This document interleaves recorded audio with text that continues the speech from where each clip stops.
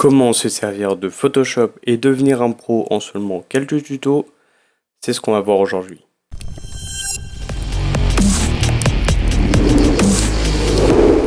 Et bonjour à tous, aujourd'hui nous allons apprendre comment se servir de Photoshop et nous allons voir les bases ensemble.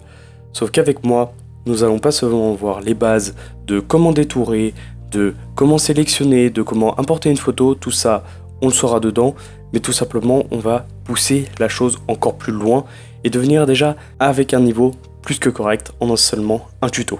On va voir comment faire cette miniature dans un premier temps, qui est plutôt efficace, stylé, et ça comporte déjà un peu plus que les bases pour pouvoir savoir faire ça. Donc tout d'abord, on va aller sur Fichier, Nouveau, et on va créer un nouveau document en 1920 par 1080 avec une résolution de 300 pixels par pouce. Pourquoi 300 pixels par pouce? Parce que plus vous allez zoomer sur votre image, moins ça sera pixelisé et donc mieux sera la qualité. L'arrière-plan vous le laissez en transparent et le mode colorimétrique par défaut normalement c'est en RGB 8 bits, vous n'y touchez pas et pareil pour les options avancées, vous n'y touchez pas. Vous créez votre document et là voilà, vous avez du coup votre image en 1920 par 1080 avec tout simplement votre arrière-plan en transparence. Donc tout d'abord, pour faire cette miniature là, ça va être très simple, on va d'abord importer une image. Faire fichier, importer et incorporer, ça l'incorpore direct dans le document. Importer et lier, ça le lie, ça veut dire que si le document original est changé, ça vous le changera sur Photoshop aussi. Et voilà, on vient d'importer notre image, donc ça apparaît comme ça, c'est pile à la bonne taille, on clique sur OK. Si jamais vous voulez redimensionner, il va falloir maintenir la touche Shift, donc c'est celle qui apparaît à votre écran, sur toutes les versions antérieures à Photoshop CC 2019. Si vous avez la version 2019, ils ont fait une mise à jour, vous n'avez plus besoin de maintenir Shift, elle se redimensionne en gardant la hauteur et la largeur automatiquement. Par contre, si vous maintenez Shift, là vous allez pouvoir la déformer. Donc ça c'est que sur la version 2019, bien évidemment du coup, ils ont interchangé les choses, ce qui peut être plutôt pratique, mais c'est pas ce dont je suis le plus fan. Maintenant, on va tout simplement créer un nouveau dégradé et nous allons choisir nos dégradés. Donc moi j'ai déjà des dégradés enregistrés et je vous conseille le site internet qui s'affiche à votre écran où il propose des dégradés qui sont déjà tout faits et qui rend extrêmement bien. Donc nous, pourquoi pas, on va partir sur un dégradé orange, on fait OK, on en crée, on le duplique. Alors lui tout simplement on va le passer en couleur et lui en incrustation. Voilà. Maintenant comme vous voyez quand on ajoute la couleur ça fait un effet où ça colorise justement toute l'image en orange. Nous on veut quand même garder à peu près la même qualité, du coup on va le baisser par exemple en 50%. Et là si vous voyez ça ajoute déjà un taux jaunâtre. Celui-ci, c'est l'incrustation, c'est pareil, ça permet du coup d'incruster vraiment le jaune à l'image, et là on le veut pas en entier, donc on peut le mettre aussi à 50%. Ensuite, on va pouvoir cacher tout ça, et on va par exemple mettre en grosses lettres, on voudrait par exemple le F pour formation, je sais pas pourquoi j'aime pas du tout ce typo. Alors pour zoomer, c'est simple, vous maintenez Alt et vous jouez avec votre molette, ou alors sinon vous prenez ici l'outil zoom, ou alors vous faites apparaître le truc de navigation où vous pouvez jouer directement ici, et pour faire apparaître la navigation vous allez dans fenêtre et ici navigation et ça vous l'active. Après vous le disposez là où vous voulez, ça c'est à vous de voir. Donc là pour bouger de 10 pixels vous maintenez la touche Shift et vous bougez avec les flèches directionnelles, ça fait bouger plus rapidement. Ensuite une fois que vous avez fait votre F, vous allez écrire tout simplement ce dont vous avez envie. Vous cliquez ici pour avoir le noir et le blanc. Comme ça, ici, je vais avoir du noir et je vais écrire, par exemple, montage, en bas, Photoshop. Maintenant, vous allez gérer dans cette fenêtre caractère. Si vous ne l'avez pas, vous allez dans fenêtre et caractère.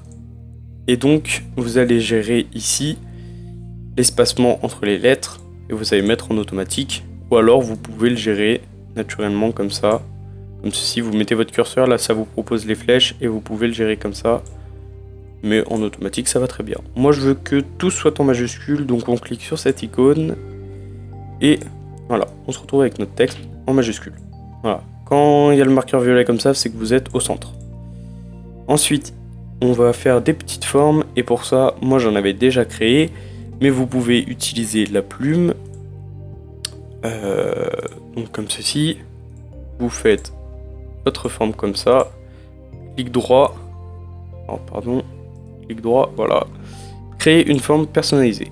Vous rentrez le nom de votre forme et après, une fois que vous avez fait ça, donc moi je vais supprimer le tracé, une fois que vous avez fait ça, vous allez ici, clic droit, normalement par défaut c'est sur l'outil rectangle, clic droit, outil forme personnalisée, et juste en haut, vous avez votre forme, et donc moi elle est juste ici. Ensuite, vous avez juste à la tracer. Si jamais c'est trop petit, soit vous zoomez vraiment, mais c'est chiant, soit vous faites le raccourci CTRL plus T, et ça vous permet la sélection, et donc là, symétrie, axe vertical, pardon. Là, je l'ai déformé, voilà, on peut le faire comme ça. Et une petite rotation, à la limite, pour faire un truc joli, on l'agrandit comme ça, et on fait OK. Tout ça, nous allons créer du coup une nouvelle couleur unie, en blanc, qu'on va disposer au-dessus de nos calques de couleurs. Et là, si on active tout, on voit pas l'image. Pourquoi? Parce qu'il va falloir jouer avec les masques de fusion. Le but du masque de fusion, c'est qu'avec la couleur noire, on cache, avec la couleur blanche, on rajoute. C'est comme en fait l'outil gomme, sauf que on peut revenir en arrière au lieu de faire des CTRL Z. On maintient la touche CTRL, et là, il y a un petit carré blanc qui s'affiche au niveau de la lettre. On clique dessus, on maintient Shift pour ajouter, et là, vous voyez, il y a le plus qui s'ajoute, et du coup, on sélectionne ça, et on va aller dans notre groupe, et on fait pareil, et on sélectionne tout. Une fois qu'on a fait ça, on prend notre outil pinceau avec la couleur noire, et là, alors attendez, l'opacité elle était pas à fond, et là ça cache tout ça, donc là on le voit pas, et donc là on fait le raccourci CTRL D pour désélectionner, et une fois qu'on est ici, on a juste à cacher ça, et à cacher ça, et c'est bon, notre image s'affiche. Donc voilà, là on ne le voit pas trop à cause de l'image, et maintenant on va maintenir la touche Alt, monter notre calque, ça nous le duplique. Là on peut le mettre en opacité 100%, et là du coup on crée un masque de fusion, et on va venir chercher comme tout à l'heure notre pinceau. Vous pouvez directement prendre votre pinceau, vous cacher. Alors là malheureusement ça se voit pas très bien, du fait que l'image n'est pas forcément la meilleure. Donc pensez bien à mettre en normal. Et là voilà, c'est bon, on est bon. Et du coup on peut repasser ça en 80%. Et voilà. Là normalement ça met du coup un petit peu de transparence, mais pas trop. Voilà, là, on peut voir ici le corps du bonhomme. Et bien voilà, vous aurez appris dans ce premier tuto à faire du coup mes miniatures. C'était rapide, simple et efficace je pense. Vous aurez appris déjà comment incorporer une image, comment déplacer, comment faire les sélections, et normalement comment faire aussi les masques de fusion qui sont très importants pour se faciliter la vie. Si jamais vous avez des questions, n'hésitez pas sur l'espace commentaire, proposez-moi aussi des prochains tutos, normalement ça devrait être sur Photoshop une deuxième partie, mais si vous voulez faire sur Illustrator ou Premiere Pro ou n'importe quoi, il n'y a pas de souci, c'est avec plaisir. Je pense qu'on aura tout vu, n'hésitez pas, l'espace commentaire est là, bombardez les likes et le partage, et on se retrouve à la prochaine.